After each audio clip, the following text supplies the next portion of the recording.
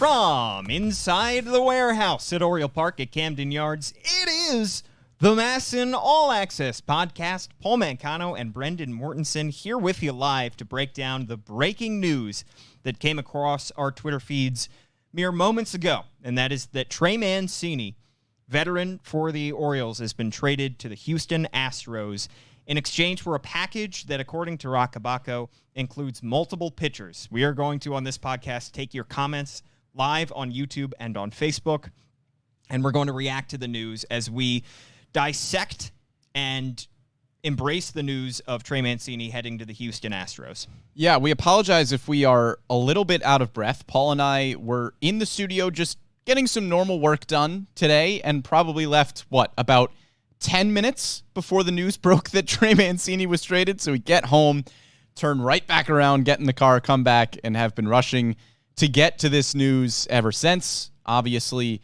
it is massive breaking news for the Baltimore Orioles, and we're going to break it all down. You could be listening to this podcast after the fact, in which case, right now, at the start of this podcast, we don't yet know the return for Trey Mancini. Which is kind of weird. It is. We don't know it quite yet. All that we know is from Rockabaco that it includes multiple pitchers, but hopefully by the end of this podcast, we will have a better idea as to the return. But let's react to the trade first and foremost. We're getting reports that Trey Mancini is hugging teammates in Globe Life Field right now as he is saying his goodbyes.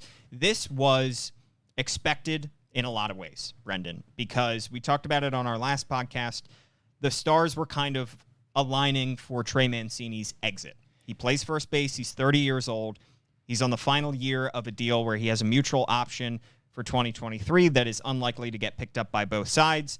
And this is one of those instances where the Orioles had to put aside the emotional aspect of this trade and make the best baseball decision. Yeah, and we don't want to downplay the fact that this is an emotional trade. Yeah. We've said all along as we're breaking down this Trey Mancini deal that a potential Trey Mancini trade is impossible to separate emotion from. This is not just another player. This is somebody that means so much not only to the organization, but to the city of Baltimore. And we can break down all of the baseball reasons that we want on this podcast, Paul. We did it last week when we were looking at the trade deadline, saying, okay, it makes sense from a baseball perspective to trade Trey Mancini. He had a mutual option for next season that more than likely was not going to get picked up. So if the Orioles didn't trade Trey Mancini right now, then more than likely he's still not here next season. But the reality is, even if this trade makes sense from a baseball perspective, it's still really tough. It is. Given what Trey Mancini means to the Baltimore Orioles and to the city of Baltimore as a whole, it kind of felt like whatever they would get in return, we're not sure what the return is yet. We just saw a very confusing tweet from Ken Rosenthal that this is a 3-team trade and the Rays have acquired a pitcher from the Astros. We still don't know what the Orioles have acquired. But as I was saying, kind of no matter what the Orioles acquire, it's probably going to feel like it's not enough for somebody who is seen as kind of the heart and soul of this team. And if you are new to Trey Mancini's story, probably not the right podcast, but if you are new, we'll recap it real quickly because also you forget over the years just the kind of journeys that these players go through to get to this point. He was an 8th-round pick out of Notre Dame in 2013, was really on the fringes of the Orioles' top 30 when he was coming up through the system, hit every stop along the way, which isn't rare, but for a guy to hit every stop along the way, he truly got to experience Orioles fandom at every single level. He went through Frederick, which is now no longer an Orioles affiliate with the Keys. He was built through this system, was drafted by the previous regime, and then when the Orioles, he debuted in 2016 and looked good, hit a home run in front of his mom in what became a viral moment, was a rookie on a pretty good team where he was really not asked to do too much, but it was a fun little story of this homegrown player who came up through their system. At the time, Chris Davis was really their first baseman. They had to try him out in one of the corner outfield spots, which he wasn't entirely comfortable with. He embraced it. And then the Orioles go through the dramatic rebuild of 2018 into 2019. And Trey Mancini very quickly had to go from fun rookie and fun young player who was overperforming to veteran in this clubhouse.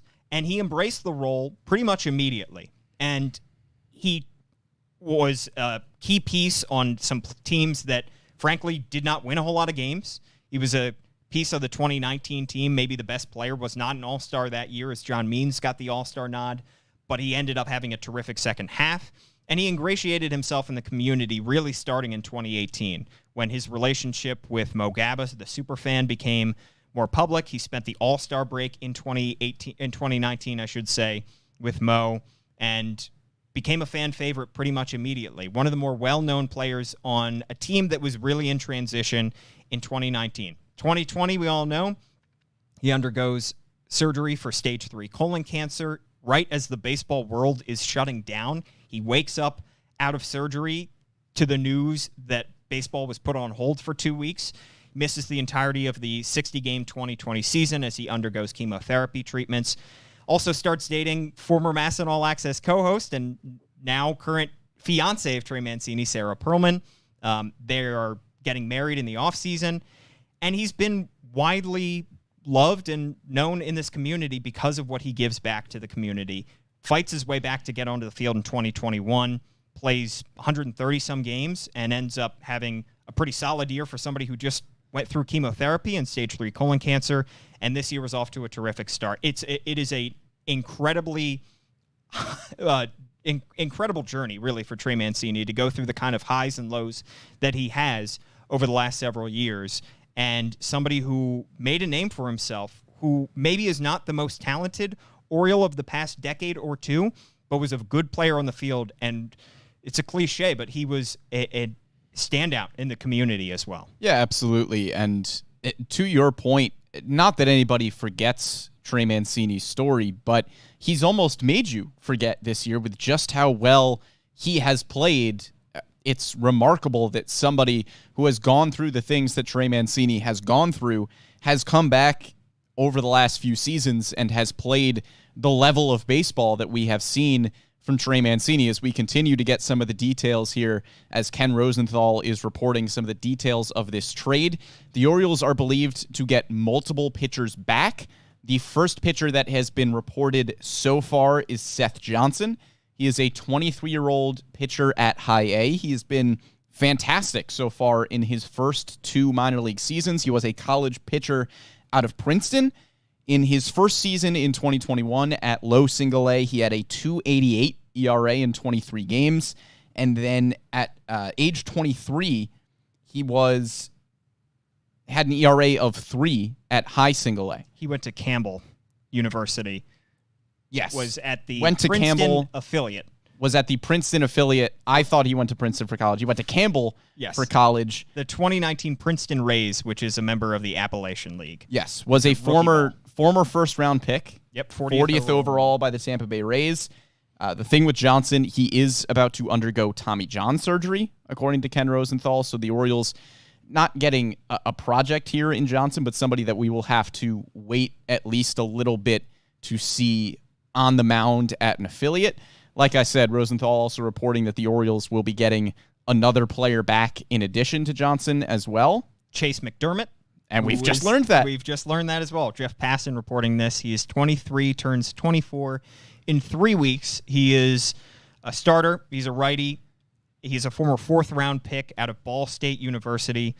So far in high A Asheville, he's got a 5.50 ERA in 19 games. 10 of those were starts, 72 innings complete. Very high strikeout rate, 14.3 Ks per 9, but a 1.389 whip is not terrific. And, of course, that 5.50 ERA isn't great either. So a 23-year-old who's in high A ball, about to turn 24, in Chase McDermott, is one of the 2 pitchers heading the Orioles' way. Yeah, 2 high strikeout guys. Seth Johnson with nearly 14 strikeouts per 9 at high single A. He also had nearly 4 walks per 9, so maybe command a bit of a question there. We apologize for the bit of a choppy scouting report here. We are getting this information live on the podcast as we are breaking this Trey Mancini trade down. So we are doing everything we can to bring you as much information on these 2 pitching prospects as we can. But it seems like that is the return for Trey Mancini, 2 pitching prospects that are still a little bit lower down in the minor league system. No guys that we will see in Baltimore so far this year, but could be, at least based on some of the stats that we have seen so far in our very rough scouting report in our first look here, 2 guys that could be contributors in the future. And Chase McDermott is not a top 30 prospect, but Seth Johnson is the 6th best prospect in the Tampa Bay Rays system. Yeah. So despite that injury news that you mentioned, Brendan, he is still highly regarded in a pretty good Tampa Bay Rays system right now. Yeah. So 6th best prospect in the Rays system is a fantastic return. I don't think either of us thought, I know there is the injury, which would bump him down on a theoretical top 30, but that's a big return. I would tend to think that right now the top 30 prospect lists are a little bit thin because they have not yet added the 2022 MLB draft picks. So assuming that the Rays' recent draft picks get added to that list, he could get bumped down. And also, he could get bumped down during the midseason ranking simply because of the injury, and that creates a question mark. And I think that's partly why the Orioles were able to get such a highly regarded prospect, is because of this injury. So if he had not had the injury, they probably would have had to settle for a little bit less. So it's a 3-team deal in which the Orioles net 2 23-year-old right-handed pitchers. Yeah, and getting some comments on Facebook and YouTube here, kind of wondering why the Orioles would get an older high-A pitcher who is now undergoing Tommy John surgery. And I think you just answered it right there, Paul. It's somebody who they would not have been able to get had this injury not occurred, because that's a very highly touted prospect. The only reason he's still in high single A is because he was a college pitcher, but this is a first-round pick who the Orioles clearly believe has a ton of potential. You can look at just some of the base numbers as we are doing right now about his minor league stats, nearly 14 strikeouts per 9 innings. Yeah. Again, maybe some command questions here or there, but the Orioles just got a very talented prospect that obviously they believe they will be able to work with through this injury. Hopefully will come back better after this injury as well. And that's somebody with a lot of potential who, again, you wouldn't have been able to get had this injury not occurred. And this makes sense because during our draft podcasts, during their draft podcasts of really the last 3 years, we've talked about how the Orioles have shied away from taking pitchers early in the draft. And what they have done instead is wait for pitchers later in the draft and then worked on their development system in order to get those guys up to speed and to really squeeze more juice out of guys that you would not expect a whole lot of, going with the safer position players. And then when they need to bolster their farm system and add arms to their farm system, they acquire them via trade. That's what the Orioles did here. And the expectation, I think, is once the Orioles get a little bit closer to competition, I know they're only a few games out of the AL wildcard spot, but they are still 500. Like we said, there are reasons to believe that there will be some regression in the second half. The Orioles will likely, over the next few years, be trading their position player prospects for more proven pitchers. This is one of the instances where the Orioles trade one of their position player MLB players, one of their veterans, for pitching prospects. So what they're doing is they're bolstering the system now, and they're getting the pitchers that are guys that were drafted highly by other teams, but the Orioles went with the safer position players. They're acquiring them and hoping that they can develop them. So it's what we expected Mike Elias to do in terms of acquiring pitchers. Yeah, and I don't know about you, Paul, at least judging this based on the top 30 prospects, we don't know a ton about these guys, but getting the 6th ranked prospect in the Rays system, I understand the injury, but Tommy John is not a death sentence for a pitcher. We have seen pitchers come back and still perform well from Tommy John, and clearly the Orioles have done their homework and determined that he will be fine after Tommy John, or else they would not have made this move. But at least my initial reaction is kind of a surprise that they were able to get a prospect of that caliber in a very good system. You get the 6th ranked prospect? It is a system that came into this season, according to MLB Pipeline, it's the 3rd best farm system in all of baseball. Yeah. However, it has seen some large graduations. Shane Baz, coming into the season, was their top-ranked prospect. They had Josh Lowe. They had Taj Bradley, who is still in their system. Vidal Brujan, Greg Jones. Bradley is still in their system. Greg Jones is still in their system. They've also acquired They have Curtis Meade in their system and Carson Williams. So these are a lot of names of top Rays prospects that probably are not familiar to too many fans. But the thinking here is that Seth Johnson, who's the 6th-ranked prospect, is just on the outside of that. So it is still a very talented system, even though we've seen some graduation. So where he'll fit into the Orioles system, we will yet to see, and we also are waiting the 2022 Orioles draft picks, like a Jackson Holliday, to be added to the farm system rankings as well. But I tend to think, just based off his pedigree as the 6th-ranked prospect right now in the Rays system, Brendan, that he is at least going to be ranked in the top 30. And once you add a Jackson Holliday and some of the other top prospects, that Dylan Beavers that they drafted, maybe factor in the injury, maybe the 15th ranked prospect on the low end. I would the say Orioles top system. 15 would be low. I think probably top 12. We'll see. I mean, right now, I know these rankings will change, but right now I would imagine that he would be a higher ranked prospect than a Mike Baumann. Yeah. And Mike Baumann is the 11th ranked prospect in the Orioles system right now. Yeah. So I would imagine that Seth Johnson slots in ahead of that. I don't know if he'll be a top 10 prospect, but I could see him around the range of a Connor Norby. Yeah. So this is a first-round pick. This is somebody with a lot of pedigree. A lot of pedigree, clearly, and the injury is a factor, but it's partly how the Orioles were able to get to him. I think, Brendan, I mentioned that the Orioles are mere 3 games out of the wild card spot, the last wild card spot in the American League, with 2 months of the season remaining. And they're at an even 500 right now as they begin a series in Texas. And for all the talk of the kind of incredible season that they're having, this remarkable season that they're having, despite having the lowest payroll in baseball, despite having one of the youngest teams in all of baseball, and while I think it's possible that they go on a run over the last 60 or so games and are able to stay in the wild card hunt within the last couple weeks, it is still unlikely that they make the wild card, the final wild card spot. I shouldn't say game because it's no longer a game, the series. And it just didn't make sense for their timeline to be buying at the deadline. No.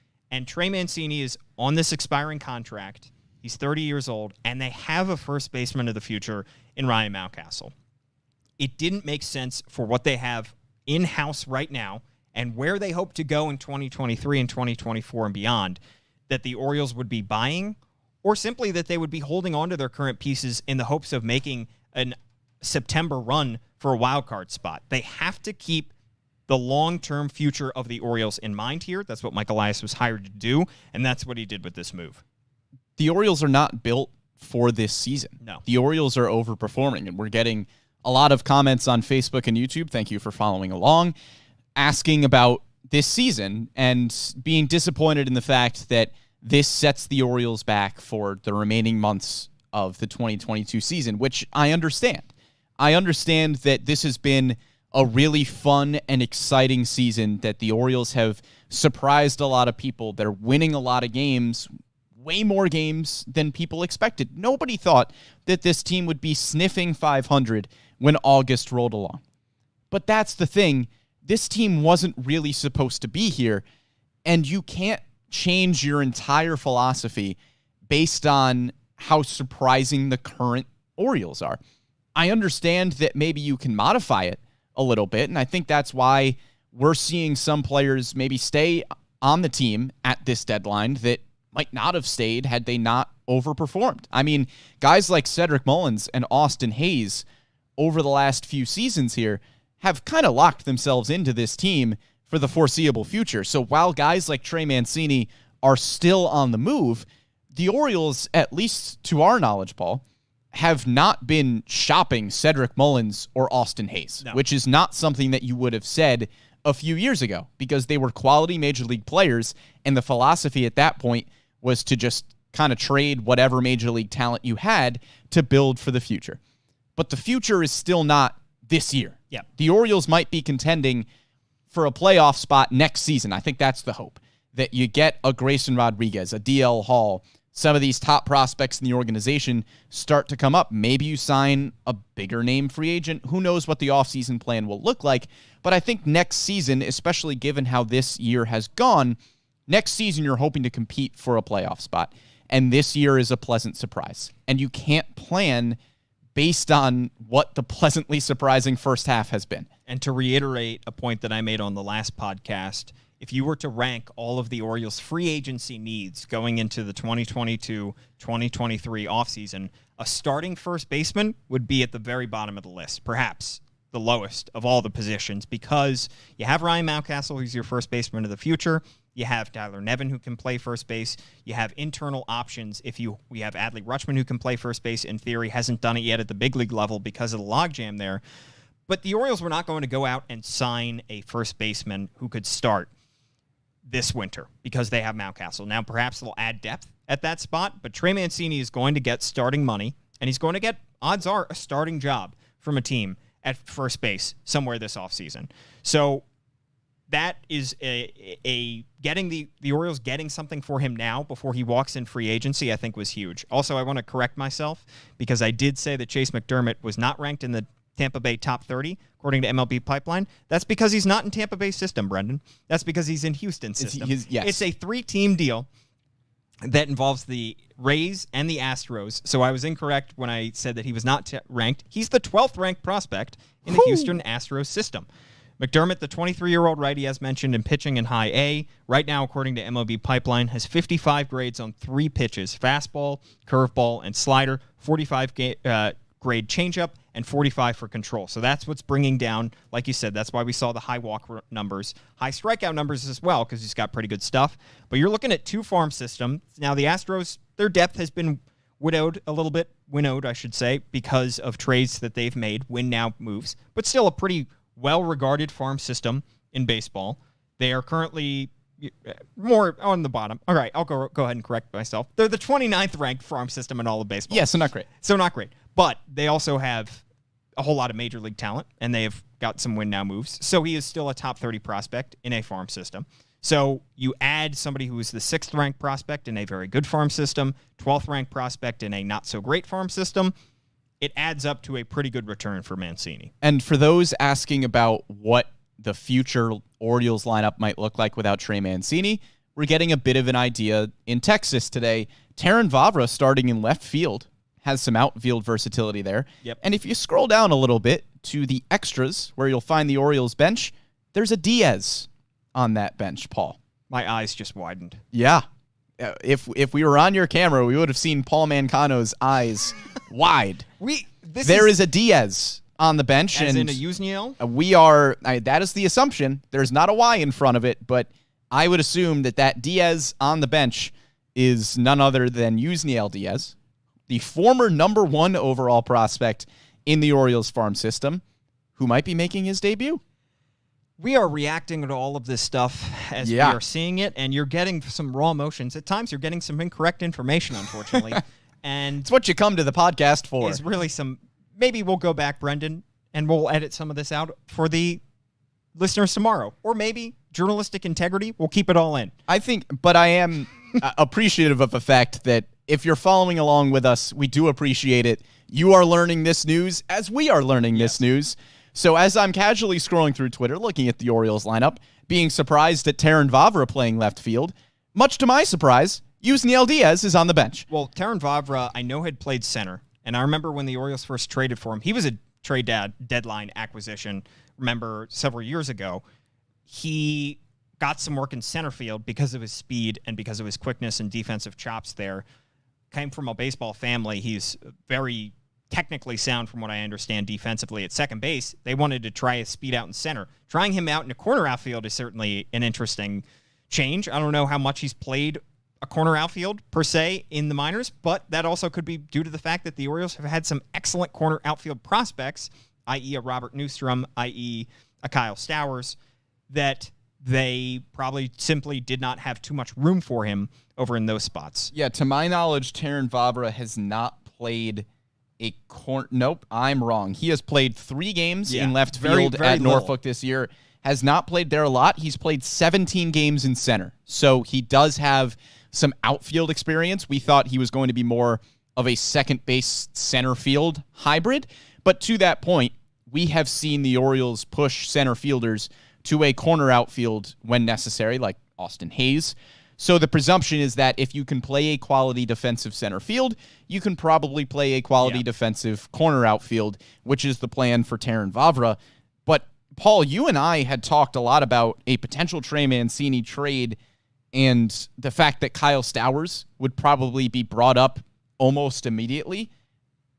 I am pretty surprised that it was not Kyle Stowers, but Yusniel Diaz who is now here. Now, Yusniel Diaz was not hitting great. I believe he had three homers on the season with AAA Norfolk. Had a 677 OPS, hitting 234. But the time is now for Yusniel Diaz. It is. He is on the 40-man roster. Kyle Stowers is not. He was added to the 40-man roster 2 years ago. He's 25, turning 26 in October. And similarly to Rylan Bannon, who also was acquired in the Manny Machado trade back in 2018 from the LA Dodgers system, the time is now. It's now or never for a Yusniel Diaz. And the Orioles have been very high on his tools. He is, in theory, a 5-tool player. He has speed. He has an arm in one of the corner outfield. They've touted his ability to, in theory, play center field, although he hasn't been asked to do that a whole lot. He has power. He's incredibly strong.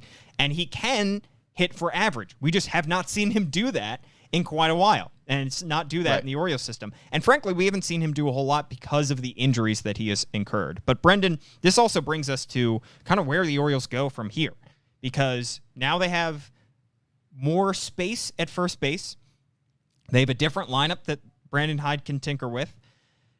I tend to think that Tyler Nevin is going to be your backup first baseman. Yeah, I think it's possible that we see Adley Rutschman at first base at some point over the coming months. I think we could see Anthony Santander there as well. We could. He has been taking reps at first base. Or we could see Anthony Santander traded in the next 24 hours. We could. Yeah, I'm glad you brought up first base because I do want to answer some questions on Facebook, one of which was about a backup first baseman. A backup first baseman is not a huge need. They've been kind of flip-flopping Trey Mancini and Ryan Mountcastle at first just because they want to keep both of those guys fresh defensively. I would just anticipate that Ryan Mountcastle plays first base defensively really most of the time because a backup first baseman defensively is not totally necessary. It's not a completely strenuous position at first base. You're not doing a lot of running. But like you said, I think we can see some combination of Adley Rutschman, maybe Anthony Santander, Tyler Nevin. All three of those guys probably can play first base, and I think they will be the backups when needed. One other question was about Austin Hayes. He is not in the lineup tonight. Somebody was asking if Austin Hayes could be on the move. I would imagine not. I can't imagine that the Orioles would trade Austin Hayes because I think this is just a normal rest day. I cannot remember the last time that Austin Hayes had an off day. He filled in for Cedric Mullins in center field yesterday.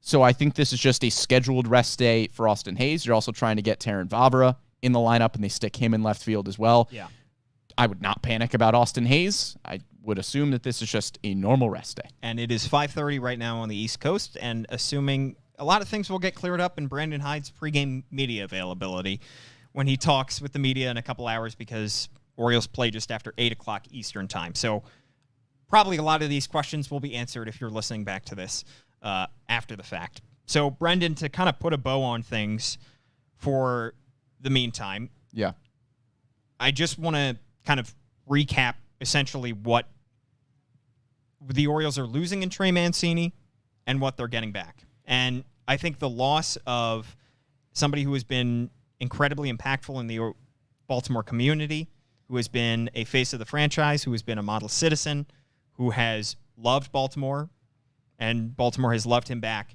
is hard to do. The Orioles are losing a leader in the clubhouse, somebody who, at a difficult time in the franchise history, embraced the role of leadership and mentorship for some of the younger players in baseball. Somebody who Brandon Hyde said he wants to manage for the next 10 years because of how great he is.